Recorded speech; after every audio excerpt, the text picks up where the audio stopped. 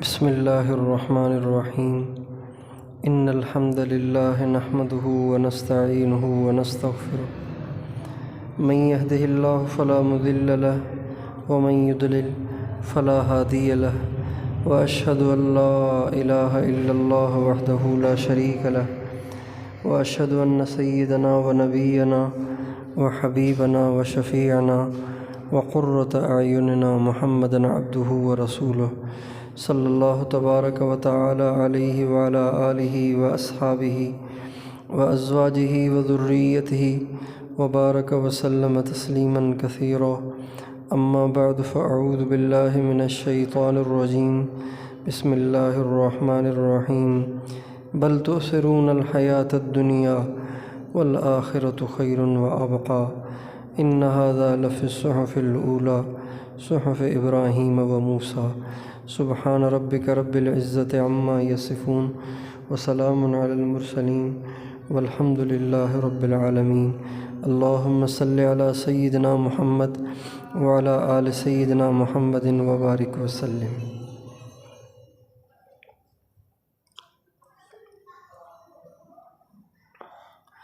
قابل احترام میری ماں اور بہنوں، اللہ تعالیٰ اپنے بندے اور بندیوں سے یہ چاہتے ہیں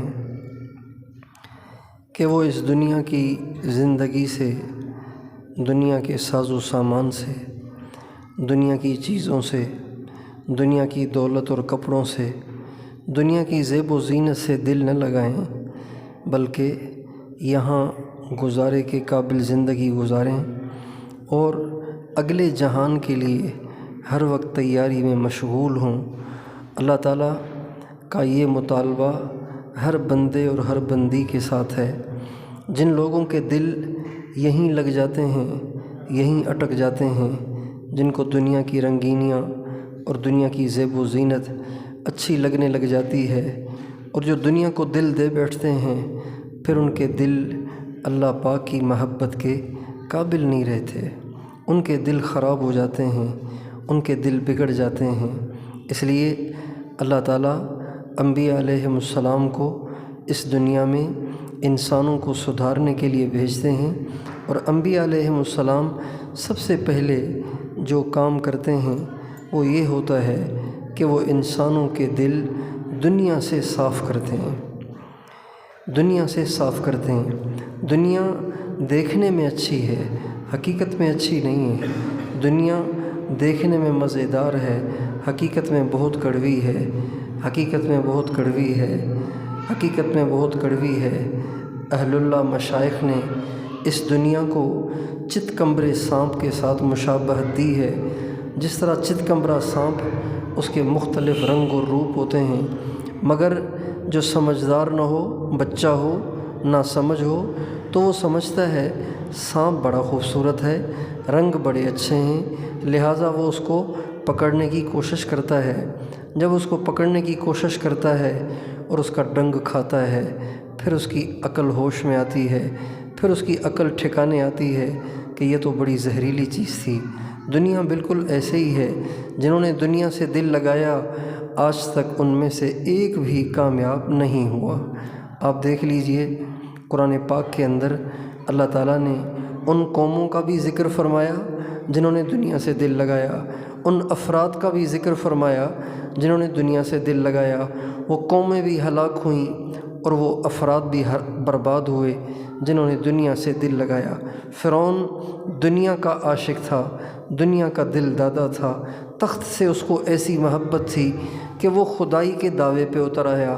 اللہ تعالیٰ نے اس کو ذلیل کیا اور قیامت تک وہ ذلت میں مبتلا ہوا۔ اور موسیٰ علیہ السلام کا چچا زاد بھائی قارون تھا، پیسے والا تھا، مال والا تھا، مال کو دل دے بیٹھا، پیسے کو دل دے بیٹھا، ہیرے جواہرات کو دل دے بیٹھا، اور اس کا نتیجہ یہ ہوا کہ نبی کے مخالف کھڑا ہو گیا، نبی کی مخالفت میں کھڑا ہو گیا۔ چنانچہ اس کو بھی یہ سزا ہوئی کہ وہ زمین میں دھنس گیا اور قیامت تک زمین میں دھستا چلا جائے گا۔ دنیا سے محبت کا انجام اچھا نہیں ہوتا۔ آج ساری دنیا کے لوگ مسلمان ہوں چاہے کافر ہوں، مرد ہوں چاہے عورت ہوں، کیوں اللہ کو ناراض کر رہے ہیں؟ کیوں نمازوں میں سستی ہے؟ کیوں طبیعت بے دینی کی طرف چلتی ہے؟ کیوں دنیا کی عورتیں بے پردگی کی طرف چل رہی ہیں؟ اور کیوں فحاشی اور عریانی کی طرف جا رہی ہیں؟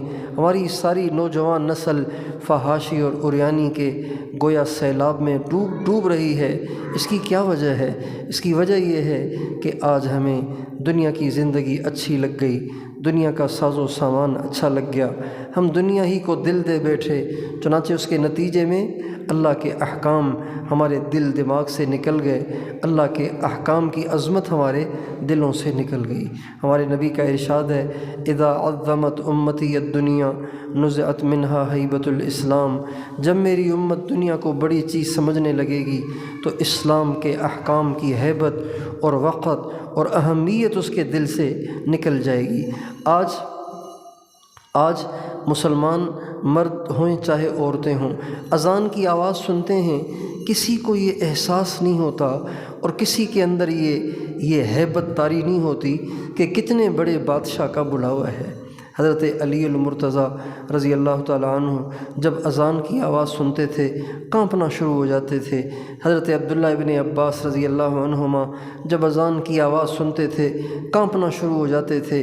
حضرت امام زین العابدین رحمۃ اللہ علیہ جب وضو کرنے بیٹھتے تھے تو وضو کرتے کرتے ان کا رنگ بدل جاتا تھا اور ان کے جسم پہ کپ کپی طاری ہو جاتی تھی۔ یہ سارے وہ لوگ تھے جنہوں نے اپنے دل کو دنیا سے پاک رکھا، لہٰذا ان کے دل خدا کی عظمت سے، اللہ کی کبریائی سے، اللہ کی بڑائی سے بھرے رہتے تھے، اور ان کو احساس ہوتا تھا کہ یہ جو مؤذن ہمیں بلا رہا ہے یہ کتنے بڑے بادشاہ کی طرف بلا رہا ہے۔ آج ہم اذان سنتے ہیں، ہمارے دل پہ اللہ کا رو بھی طاری نہیں ہوتا، اللہ کی ہیبت ہی نہیں آتی۔ ایک مجرم کی تھانے میں پیشی ہو تو اس کی ٹانگوں سے جان نکل جاتی ہے، اس کی ٹانگیں تھر تھر کانپنے لگ جاتی ہیں۔ آج ہم اتنے گناہ گار اور کمزور اور بے بس محتاج بندے اللہ پاک کے در کی طرف آتے ہیں۔ ہماری عورتیں بہت سی نماز پڑھتی ہیں، ہمارے مرد بھی بہت سے نماز پڑھتے ہیں، لیکن دیکھنے کی چیز یہ ہے کہ آیا ہم اللہ کے حکم کی عظمت سے، اللہ کے حکم کی عظمت سے، اللہ کی کبریائی سے متاثر ہوتے ہیں کہ نہیں ہوتے ہیں؟ ہمارے ایک بزرگ تھے حضرت حاجی صاحب عبد الوہاب صاحب، اللہ تعالیٰ ان کی قبر پہ کروڑوں رحمتیں نازل فرمائے۔ وہ فرماتے تھے اللہ کا حکم پورا کرنا اللہ کی عظمت کے تأثر سے۔ نماز پڑھنا، لیکن صرف نماز پڑھنا کافی نہیں ہے، نماز پڑھنا اس تأثر سے کہ سب سے بڑے بادشاہ کا بلاوا ہے، مجھے اس کے سامنے حاضری دینی ہے، لہٰذا دل میں ہیبت ہو، دل میں عظمت ہو، دل میں کبریائی ہو، اور دل ڈر رہا ہو، گھبرا رہا ہو کہ اللہ کے سامنے میری پیشی ہے۔ اور یہ اس لیے کہ دل پہلے ہی دنیا سے بھرا پڑا ہے، دل دنیا کی گندگیوں سے پہلے ہی بھرا پڑا ہے، اس لیے سب سے پہلا کام جو انبیاء علیہم السلام نے کیا ہے وہ دل سے دنیا کو نکالنا ہے۔ دنیا سے دل ہٹ جائے، دنیا کی رغبت نہ رہے، دنیا کا شوق نہ رہے۔ دیکھیں، کپڑے پہننا، اچھے کپڑے پہننا منع نہیں ہے، لیکن اچھے کپڑوں کا شوق رہنا یہ اچھا نہیں ہے۔ زیور پہننا منع نہیں ہے، لیکن زیور پہننے کا شوق رہنا اور اس کے لیے بے چین رہنا اور اس کا جنون سوار ہونا یہ اچھا نہیں ہے۔ ایسے ہی اچھے کھانے کھانا منع نہیں ہے، لیکن اس کا شوق رہنا، اس کا جنون رہنا، اس میں مگن رہنا، اس کو دل دے بیٹھنا یہ اللہ کے ہاں ناپسندیدہ ہے۔ نبی کریم صلی اللہ علیہ وسلم نے اپنی امت کی ایسی تربیت فرمائی کہ اپنی امت کے دلوں سے دنیا کو کھرچ کے نکال دیا۔ ایک دفعہ آپ علیہ الصلوۃ والسلام کی سب سے پیاری بیٹی آپ کی خدمت میں حاضر ہوئیں۔ آپ علیہ السلام کے پاس کچھ غلام آئے تھے۔ حضرت فاطمہ اپنے گھر میں اکیلی تھیں، گھر کے کام کاج کرنا اور پھر باہر سے اونٹ کے لیے چارہ لانا اور اس کو چارہ ڈالنا اور اپنے گھر میں چکی چلانا، اپنے گھر کی صفائی کرنا، بچے پالنا، روٹی پکانا، گھر کے کام کاج کرنا، یہ سارے کام ان اکیلی حضرت فاطمہ کے ذمے تھے۔ تو حضرت علی نے حضرت فاطمہ کو بھیجا کہ تم اپنے ابا کے پاس جاؤ، رسول اللہ کے پاس جاؤ، اور ان کے پاس غلام آئے ہوئے ہیں، ایک غلام مانگ لو تو اس سے تمہارے کام میں مدد مل جائے گی، سارے کام آسان ہو جائیں گے۔ حضرت فاطمہ آ گئیں نبی کریم صلی اللہ علیہ وسلم کے پاس، آپ علیہ الصلوۃ والسلام سے کہا یا رسول اللہ یہ مجھے پریشانیاں لاحق ہیں، اگر آپ مجھے ایک غلام مرحمت فرما دیں تو آپ کی مہربانی ہوگی۔ آپ علیہ السلام نے فرمایا بیٹی غلام تو میرے پاس ہیں، لیکن میں تجھے غلام سے بہتر چیز نہ بتاؤں؟ کہ ابو وہ بتا دیجئے۔ فرمایا ہر نماز کے بعد 33 دفعہ سبحان اللہ، ہر نماز کے بعد 33 دفعہ الحمدللہ، 34 دفعہ اللہ اکبر، اور یہی عمل سونے سے پہلے، یہ تیرے لیے غلام سے بہتر ہے، یہ تیرے لیے غلام سے بہتر ہے۔ ایک دفعہ آپ تشریف فرما تھے کہ حضرت اماں فاطمہ آپ کی خدمت میں آئیں، کہ ابو میرے گھر میں 1 مہینے سے کھانے کے لیے کچھ نہیں ہے، تو مجھے علی نے کہا اللہ کے نبی کی خدمت میں جاؤ، شاید ان کے پاس کچھ کھانے کی چیز ہو۔ آپ علیہ السلام نے فرمایا فاطمہ میری بیٹی پیاری فاطمہ، ابھی میرے پاس بکریاں کسی نے ہدیے میں بھیجی ہیں، کہو تو تمہیں بکریاں دے دوں، کہو تو تجھے اللہ کے 5 نام سکھا دوں، ان ناموں کے ساتھ جب تم دعا کرو گی اللہ تیری دعا کو قبول فرمائیں گے۔ حضرت اماں فاطمہ رضی اللہ عنہا باوجود اس کے کہ 1 مہینے سے گھر میں فاقہ ہے، آپ علیہ السلام سے کہا ابو آپ مجھے بکریاں چھوڑیں، بس آپ مجھے اللہ کے 5 نام سکھا دیں، میرے لیے اللہ کا نام ہی کافی ہے۔ چنانچہ آپ علیہ السلام نے ان کو اللہ تعالیٰ کے نام سکھائے، یا اول الاولین و یا آخر الآخرین و یا ذا القوة المتین و یا راحم المساکین و یا ارحم الراحمین۔ آپ نے فرمایا یہ 5 نام مانگ لے کر جب تم اللہ سے دعا کرو گی اللہ تیری دعا کو قبول فرمائیں گے۔ اب سوچنے کی بات یہ ہے کہ آپ علیہ السلام اگر 2-3 بکریاں بھی دے دیتے، اور نہیں تو 1 بکری دے دیتے اور 5 اللہ کے نام سکھا دیتے، یہ بھی تو ہو سکتا تھا، لیکن اللہ تعالیٰ کے نبی یہ چاہتے تھے کہ میں اپنی اولاد کے دلوں میں دنیا کی طرف رغبت دیکھنا ہی نہیں چاہتا۔ چنانچہ آپ علیہ السلام کی دعا بھی ہے اللہم اجعل رزق آل محمد قوتا، اے اللہ میرے اہل بیت کو اتنی روزی دینا کہ جس سے یہ جی سکیں، اس سے زیادہ روزی نہ دینا کہ کہیں یہ دنیا ہی میں منہمک ہو جائیں۔ اس لیے پہلی چیز ہماری سب سے بڑی بیماری، ہمارا سب سے بڑا مرض، ہمارے تنزل کی سب سے بڑی وجہ، ہمارے اور اللہ کے درمیان سب سے بڑی رکاوٹ وہ دنیا کی محبت ہے، وہ دنیا کی محبت ہے۔ مردوں کے دلوں میں بھی دنیا کی محبت، عورتوں کے دلوں میں بھی دنیا کی محبت، اور ان مردوں عورتوں کا بچوں پہ بھی اثر ہے کہ بچوں کے دلوں میں بھی دنیا کی محبت ہے۔ ہمارے ایک بزرگ تھے حضرت مولانا جمیل صاحب، وہ فرمانے لگے میرا بچہ چھوٹا تھا، ابھی دودھ پیتا تھا، چھوٹا بچہ تھا، بول بھی نہیں سکتا تھا، سمجھتا بھی نہیں تھا۔ فرمانے لگے ایک دفعہ میں نے اس کے ہاتھ میں کاغذ پکڑایا تو اس نے کاغذ پھاڑ دیا، نوٹ پکڑایا تو وہ نوٹ اس نے پھاڑا ہی نہیں۔ تو فرمانے لگے میں سمجھ گیا اور میں نے اپنے بچے سے کہا کہ بیٹا تجھے تو ابھی سمجھ ہی نہیں ہے کہ نوٹ کیا ہے اور کاغذ کیا ہے، مگر تو کاغذ کو پھاڑ رہا ہے اور نوٹ کو محفوظ کر رہا ہے، اصل میں تیرے باپ کے دل میں جو دنیا کی محبت ہے اس کا تم پہ اثر ہے۔ اس لیے بڑوں کے دلوں میں دنیا کی محبت ہے تو اس کا اثر بچوں پر بھی ہے، لہٰذا بچے بھی ہر وقت دنیا کے ساز و سامان میں خوش نظر آتے ہیں، اس کے لیے بے چین نظر آتے ہیں، اسی میں مگن نظر آتے ہیں۔ ایک وہ زمانہ تھا جب مسلمانوں کے بچے اللہ کے نام پہ جان دینے کے لیے ایڑیاں اٹھا کے اپنے آپ کو نبی کریم صلی اللہ علیہ وسلم کی خدمت میں پیش کیا کرتے تھے۔ اس لیے جب تک ہمارا یہ مرض دور نہیں ہوگا کہ ہمارا دل دنیا کی محبت سے پاک ہو جائے، صاف ہو جائے، کھرچ کے ہم اپنے دل سے ساری خواہشات کو نکال دیں، خواہش ہی نہ رہے اچھے کپڑے پہننے کی، خواہش ہی نہ رہے زیور پہننے کی، خواہش ہی نہ رہے بن ٹھن کے نکلنے اور پھرنے اور گھومنے کی، خواہش ہی نہ رہے۔ کتنا بڑا ظلم ہے اور کتنا بڑا غضب ہے کہ ہماری عورتیں بن سنور کر اور پرفیوم لگا کر گلیوں میں نکلتی ہیں اور بازاروں میں نکلتی ہیں، غیر محرم لوگوں کے دل ان کی طرف مائل ہوتے ہیں، ان پہ بھی اللہ کی لعنت برستی ہے، ان پہ بھی اللہ کی لعنت برستی ہے۔ یہ سب اس دنیا، اس گندی اور کمینی دنیا کی محبت کا نتیجہ ہے۔ اس لیے میری ماں و بہنوں، ہم سب کے سب اس کی نیت کریں کہ ہم دنیا کے ساز و سامان سے دل نہیں لگائیں گے۔ دیکھیں جو دنیا سے دل لگا لیتا ہے اور دنیا میں اس کا دل اٹک جاتا ہے، اس کا مرنا کتنا مشکل ہوگا۔ ایک بہت بڑے بزرگ تھے، حضرت خواجہ فرید الدین عطار رحمۃ اللہ علیہ۔ یہ خلیفہ تھے شیخ شہاب الدین سہروردی رحمۃ اللہ علیہ کے۔ تو شروع میں یہ کوئی اتنے بڑے اللہ والے نہیں تھے، ان کی عطر کی دکان تھی، خوشبو فروش تھے، خوشبوؤں کی دکان تھی، پرفیوم بیچتے تھے۔ ایک اللہ والے کا ان کی دکان کے پاس سے گزر ہوا تو دیکھا ساری دکان میں شیشیاں خوشبوؤں سے بھری پڑی ہیں، شوکیس میں اور دکان میں بہت ساری خوشبوؤں کی شیشیاں رکھی ہوئی ہیں۔ تو وہ بزرگ ہکے بکے ٹکٹکی باندھ کے اس دکان کو دیکھتے رہے۔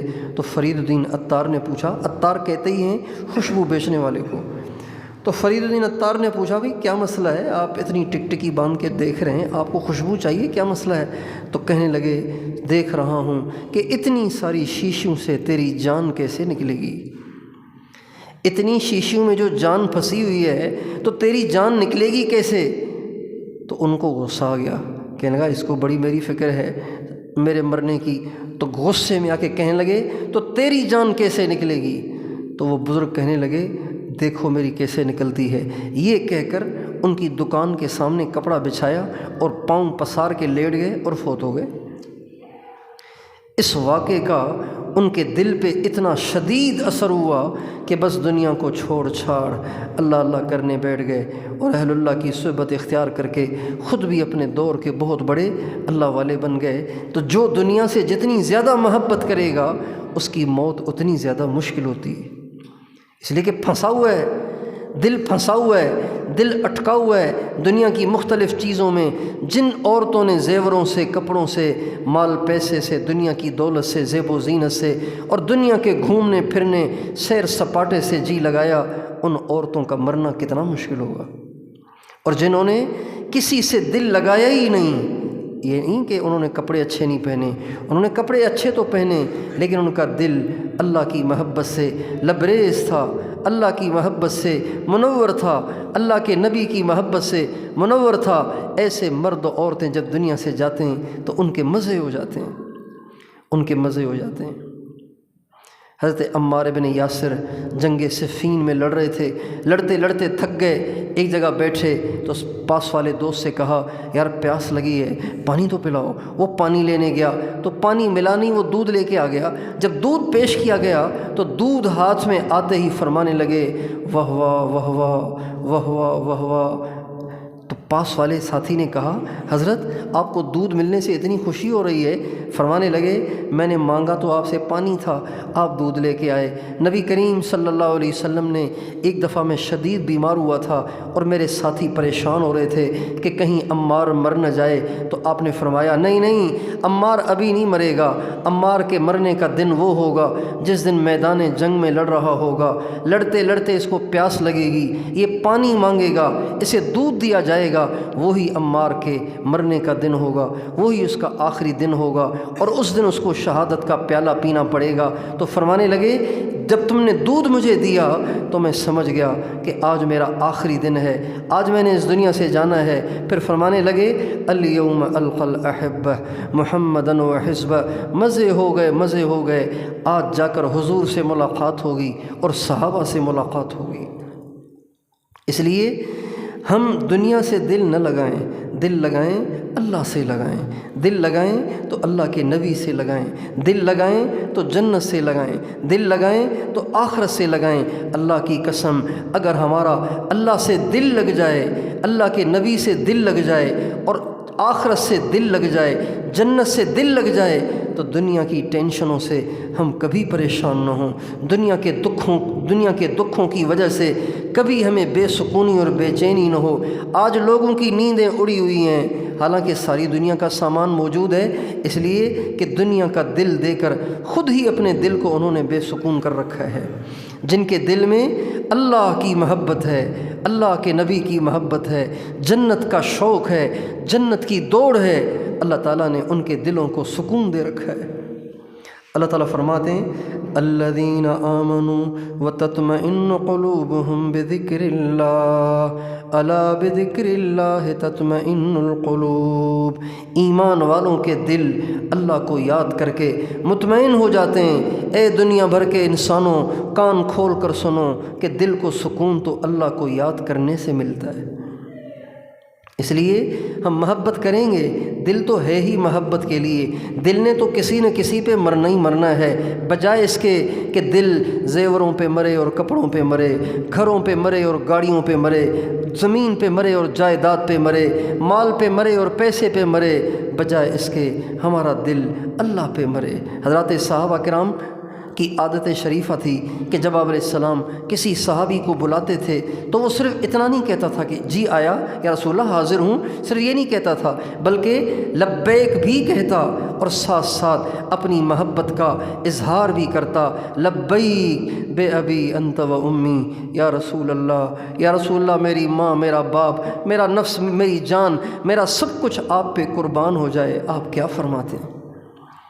اللہ تعالیٰ مجھے اور آپ کو اپنی اور اپنے نبی کی سچی محبت عطا فرمائے، دین پہ چلنے کا شوق عطا فرمائے، آخرت کی تیاری کی توفیق عطا فرمائے۔ یہ نمازیں اور یہ روزے اور یہ ذکر و تلاوت اور یہ درود پاک اور یہ اللہ کو یاد کرنا اور یہ بڑوں کا ادب کرنا، چھوٹوں پہ شفقت کرنا، ہر ایک کے کام آنا، ہر ایک سے ہمدردی کرنا، ہر ایک کے بارے میں دل کو صاف رکھنا، ماں باپ کی دعائیں لینا، اپنے گھر کے کام کاج کو اپنی سعادت سمجھ کے کرنا، یہ سب آخرت کی تیاری اور جنت کا سامان ہے۔ جنت کا سامان صرف نمازیں پڑھنا نہیں ہے، صرف روزے رکھنا نہیں ہے، صرف تلاوت کرنا نہیں ہے، یہ جو عورتیں گھروں کے برتن دھوتی ہیں یہ بھی جنت کا سامان ہے۔ ہمارے نبی کا ارشاد ہے جو کسی مسلمان کی جائز حاجت کے لیے چلتا ہے، کوشش کرتا ہے، اللہ تعالیٰ اس کو 10 سال کے نفلی اعتکاف کا اجر عطا فرماتے ہیں۔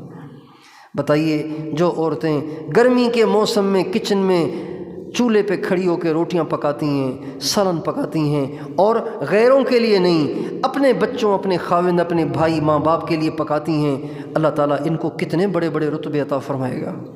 ہمارے نبی کا ارشاد ہے واللہ فی عون العبد ما کان العبد فی عون اخیہ، جو اوروں کی مدد میں لگا رہتا ہے اللہ پاک خود اس کی مدد میں لگے رہتے ہیں۔